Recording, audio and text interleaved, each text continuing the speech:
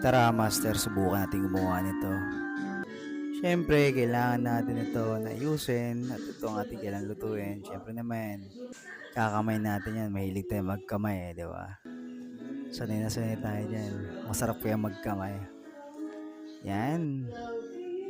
Okay, so kailangan natin prituin. Siyempre, lalagyan natin sa mainit na mantika. Kailangan naka-preheat ka agad. And voila, siyempre, resulta. Kita nyo naman, napaka-crunchy, di ba? So mamaya kailangan natin hiwain yan. Siyempre, magluto na rin tayo ng fries. Okay. So kakamayin din natin yan. Tayo rin naman yung kakain. So ito, nag-prepare na ako ng lettuce, di ba? Sobrang sarap. Para balance lang, healthy lang. So dyan mo ilalagay. So lalagyan mo rin ng manok na nakahiwa. Hindi ko na nabidyohan na, sorry. Salahan ko na naman lagi. So yan, first batch to. So luto ka agad tayo ng second batch, no? Siyempre, gumising si master dyan eh. Eto, yan. Medyo makalat magulo. Ganun talaga pag nagluluto.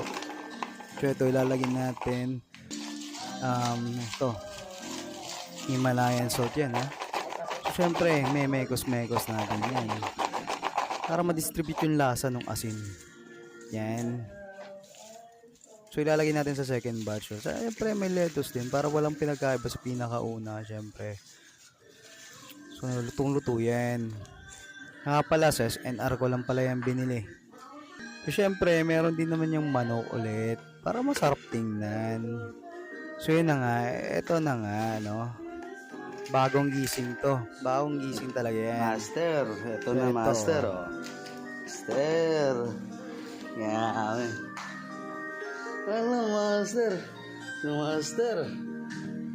Second batch yan, master. Sana nabusog kayo. Kung gusto nyo makatipid, kayo na magluto. Goodbye.